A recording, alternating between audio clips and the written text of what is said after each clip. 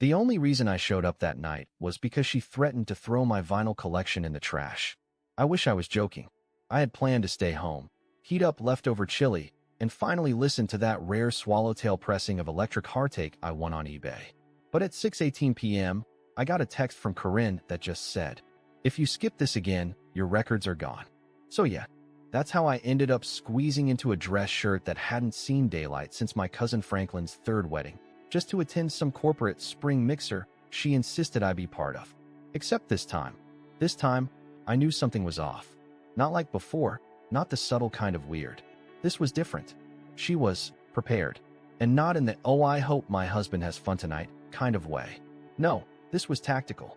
She wore the red dress she knew I hated, not because it looked bad, but because it was the exact one she wore the night I found that flirty message from Mark from marketing. Yes, that's how he saved himself in her phone. Not Mark, not work Mark. Mark from marketing. Like a character in a sitcom who ruins lives with a smirk. She knew I'd remember. That was the point. I should have backed out. I should have let the records burn. But I didn't. Because some tragic, delusional part of me still thought showing up would prove something. We get there. Rooftop venue. Fairy lights. Cold mini quiches on bamboo plates. She disappears into a circle of fake smiles and tighter hugs. And I'm left nursing club soda like it's whiskey, standing next to a potted plant taller than my self-worth. About 40 minutes in, I see her talking to him. Not just talking, performing.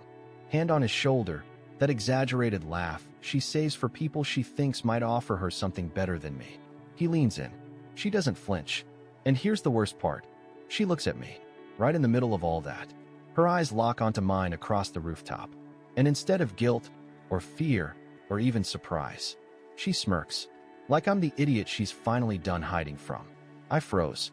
Because when someone does that, really looks at you like that, you stop wondering if you're overreacting. You stop second-guessing every insecurity. You just know, this isn't miscommunication. This is intention. I should have turned around and left right then. Instead, I walked up. Slow. Not angry. Just tired.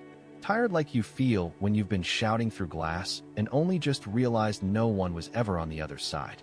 She saw me coming, and her whole posture changed. She stepped away from Mark.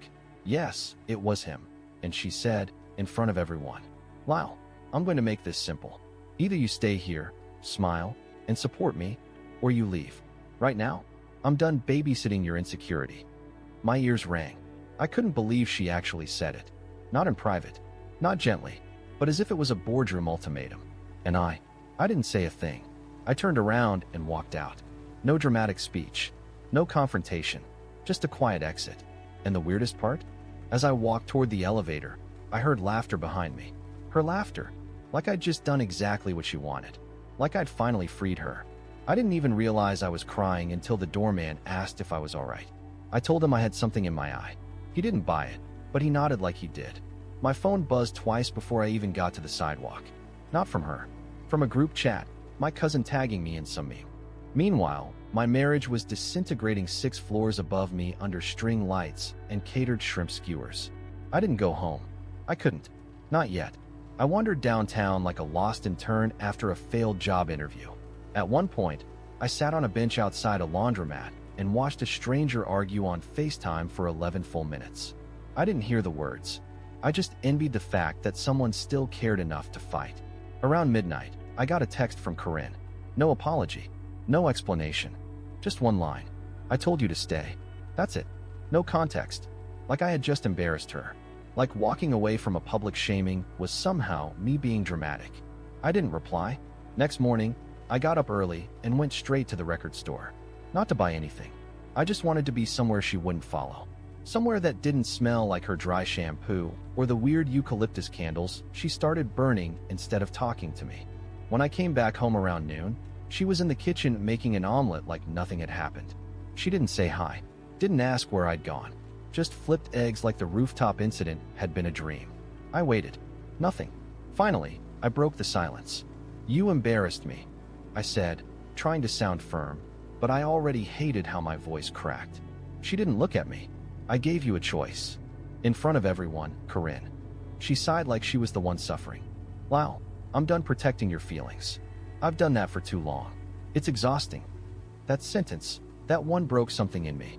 Because it wasn't even the words, it was the tone. She said it like she was letting go of a houseplant that never quite grew right.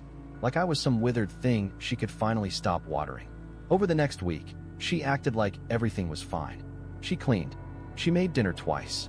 She even kissed me on the cheek one night, like she was still pretending to be a wife.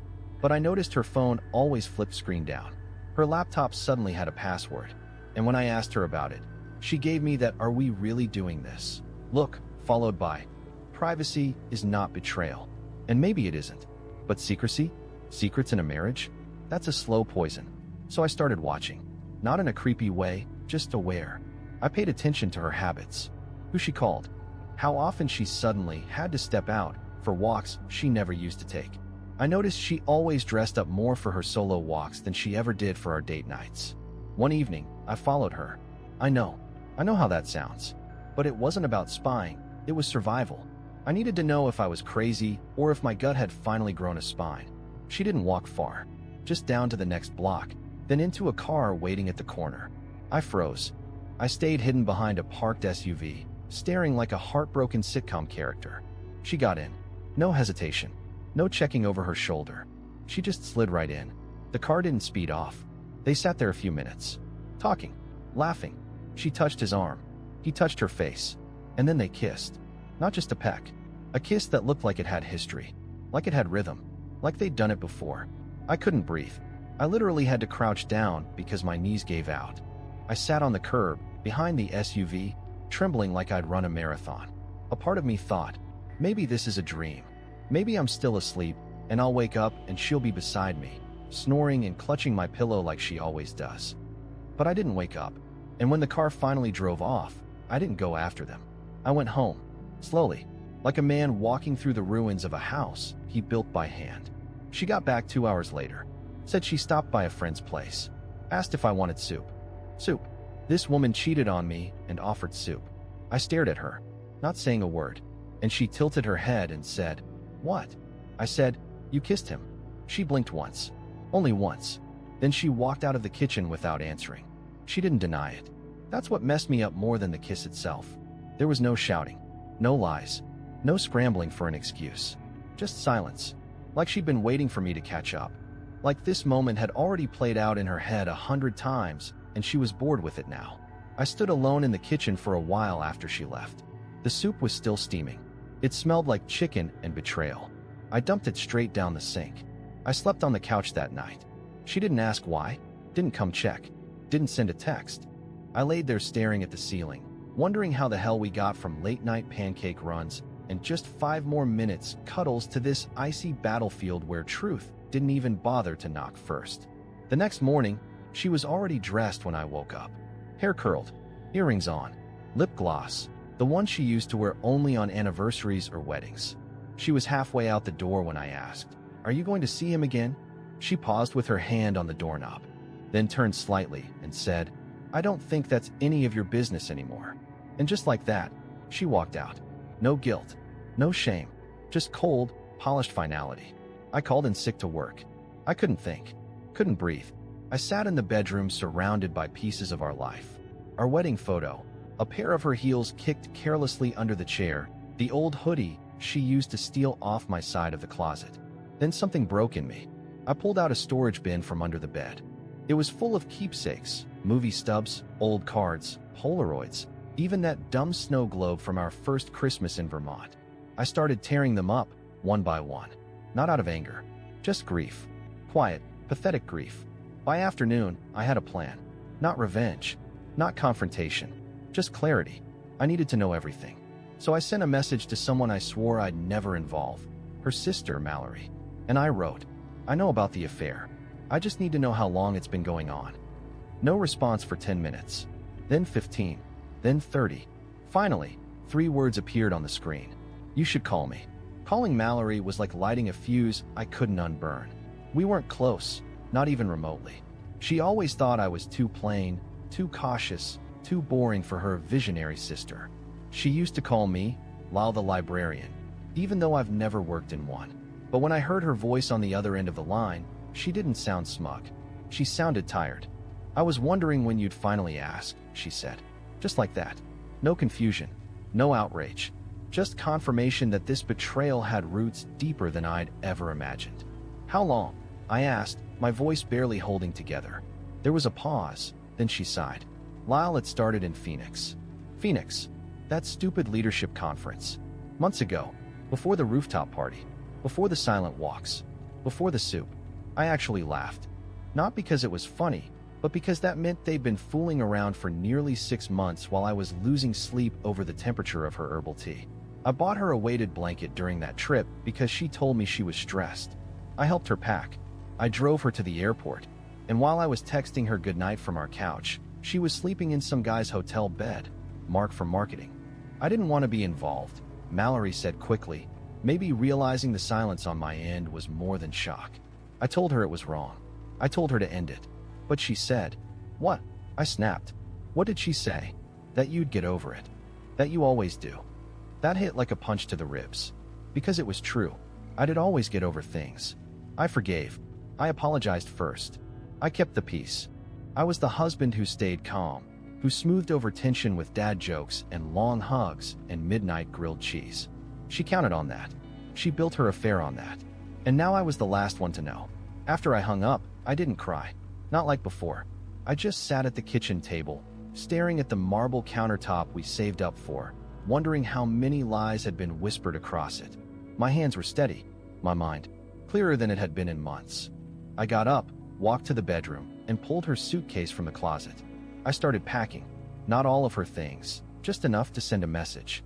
Her favorite blazer, her overpriced skin serums, the blue sweater she always wore on Sunday mornings when she wanted peace and quiet. I left the suitcase by the front door. An hour later, she walked in. She looked at the bag, then at me. "What is this?" I didn't raise my voice. I didn't yell. I just said, "You've made your choice. I'm making mine." She crossed her arms. "You're being dramatic." "No," I said. "I'm being done." That hit her harder than any accusation. Her mouth opened like she had something clever locked and loaded, but for the first time in a long while, she had nothing. No defense. No spin. "You don't even want to talk?" she asked. I shook my head. "You already said everything. Just not to me." She went quiet. Her breathing changed. She looked around the apartment like she was suddenly seeing it for the first time. The photos on the walls. The plant she never watered. The table we fought to assemble without instructions. Then she asked, quietly, "So what now?" I took a deep breath. "Now, you leave before I stop being polite." Her eyes flashed with anger, but she didn't argue. She grabbed the suitcase and walked out. No apology. No guilt. Just heels clicking on hardwood as the door shut behind her. But the part that really wrecked me? I still hoped she'd turn around. I should have felt victorious. Empowered, even.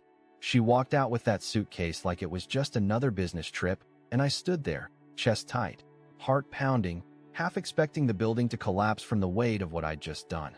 But instead of strength, all I felt was hollow. Like I'd finally won a battle I never asked to fight. The silence was too loud. It didn't feel like relief. It felt like an abandoned stage after the actors forget their lines and walk off mid-scene. She didn't call. Not that night. Not the next day. I kept my phone face up on the table, fully charged, just in case she texted something. Anything that suggested remorse or at least acknowledgement of what she did. But nothing came. Not a ping. Not even a shallow, "Hope you're okay."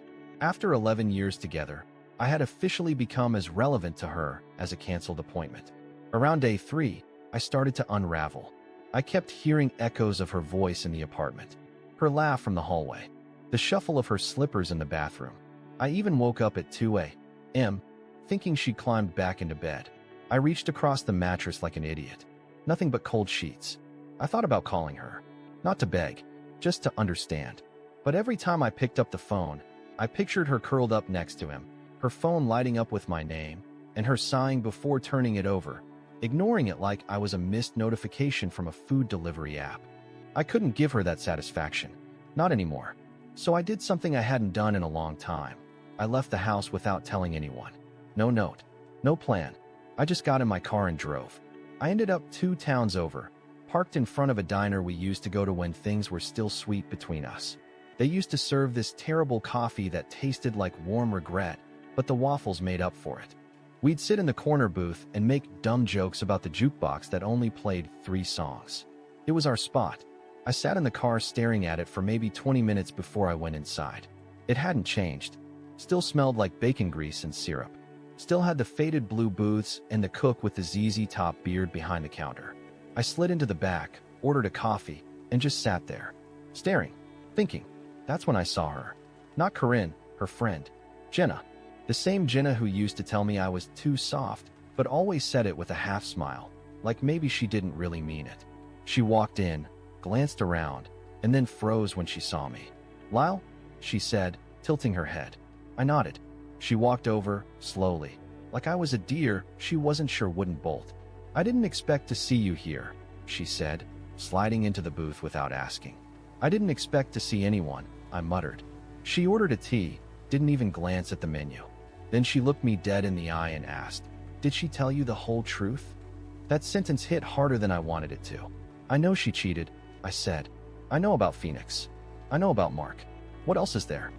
Jenna hesitated. I watched her grip her cup, then release it like it burned her. "She was planning to leave you," she said. "Weeks ago. She was just trying to time it around her bonus." I blinked. "What?"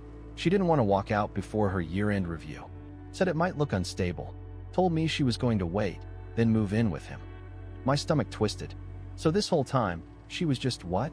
Acting?" "She said she owed it to you to wait. That she didn't want to blindside you before Christmas." "Blindside?" I corrected numbly. Jenna shook her head. "I'm sorry, Lyle. I told her she was playing a dangerous game. But she said you'd bounce back. That you always did."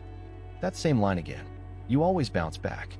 As if my entire identity was built on emotional resilience. Like I was a punching bag with a mortgage. I left cash on the table and walked out without another word. Jenna didn't follow. She didn't have to. Because now I understood. Corinne didn't just cheat. She premeditated the whole thing. And somehow, the part that stung the most was how confident she was that I'd just survive it. I didn't go home after seeing Jenna. I sat in my car, in the diner's back lot, watching the sky shift from gray to black. The air smelled like burnt coffee and cold engine oil, and for the first time in weeks, I let myself feel every ounce of the betrayal. Not just the affair, but the strategy behind it. She'd planned it like a project, like I was a logistical hurdle to work around. A bonus. She stayed with me for a bonus. And when Jenna told me Corinne said I'd bounce back, it wasn't a compliment. It was a dismissal. She didn't admire my loyalty. She used it. My patience, my hope, my stupid belief that love was something you fight for. It had all just made it easier for her to lie. By the time I finally pulled into our driveway, it was almost 10 p.m. The porch light was off. The house looked smaller somehow. I stood at the door, keys in hand, wondering if I even wanted to go back in. But I did. Out of habit, maybe.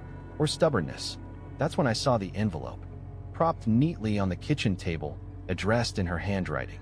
I stared at it like it might explode. Then I opened it. Inside was a single sheet of paper. It wasn't an apology. It wasn't a confession. It was a typed, sterile update about her moving out of the apartment permanently. It mentioned storage logistics, her forwarding address, a note about the dog she wanted to take, except we never had a dog. That part broke me a little. It was like she couldn't even keep the facts of our life straight. At the bottom, in cursive, she'd added, "I hope you understand. I had to choose myself." I read that line 3 times. Choose herself? She didn't choose herself. She traded loyalty for lust. She swapped a decade of real, imperfect partnership for rooftop cocktails and ego flattery. And now she wanted me to understand it? No, not this time. I folded the paper carefully and slid it back into the envelope. Not because I wanted to keep it, but because I planned to hand it back. In person. Because if she thought she could stage her final act from a distance, she clearly forgot who she married. I didn't sleep that night. Not a minute. I just sat on the edge of the bed, holding her stupid letter, wondering how long she'd been preparing to ghost the life we built. Did she write this before the rooftop party? Before the kiss? Had she been rehearsing? I had to choose myself in the mirror while I was making her tea. The longer I stared at that line, the more ridiculous it felt, like something you'd find stitched on a throw pillow in a toxic yoga retreat. By morning, something shifted in me. I wasn't just hurt anymore. I was insulted. She didn't leave in shame. She walked out like she'd won. She made her mess, handed me a bullet point memo about where to forward her mail, and vanished without a single ounce of accountability. And suddenly, I knew what I had to do. I wasn't going to scream. I wasn't going to post some dramatic Facebook status. I was going to return the letter, in person, during the one event she absolutely wouldn't expect me to show up at. Her firm's Winter Gala. That's right. The same corporate crowd that applauded her ambition. The same clique she drank champagne with while mocking my Spotify playlists. The same people who believed she was some classy, empowered woman with perfect work-life balance. They were going to see me. And not just see me. See her when she saw me. I didn't even need to RSVP. She never updated the guest list. I still had the invite on our fridge under the magnet shaped like a screaming avocado. I pulled out my suit, the good one, the one I wore to her cousin's wedding, the last time she looked at me like I mattered. The gala was at some overpriced art gallery downtown. I got there late enough that the buzz had kicked in, but early enough that the speeches hadn't started. Everyone was dressed like money and smelled like secrets. I walked in with the letter in my coat pocket, heart thumping so loud I was sure people could hear it. I found her within 5 minutes. She was near the back, standing beside a faux ice sculpture shaped like her company's logo. She was mid-laugh, his hand on the small of her back. Marked for marketing in a navy blazer that probably cost more than my car. Then she saw me, and her face changed. Not fear, not guilt, but something close to panic. Like I was the one person she forgot to plan for. She stepped away from him instantly, walking toward me like she could fix it before anyone noticed. But people were noticing. I watched her colleagues nudge each other, glancing over their cocktails with wide eyes. "Lyle, what are you doing here?" she hissed. I held up the envelope, calm as I could, returning something that doesn't belong in a letter. She reached for it, but I pulled it back. "No, not yet. Lyle, you don't get to write a footnote on the end of a marriage.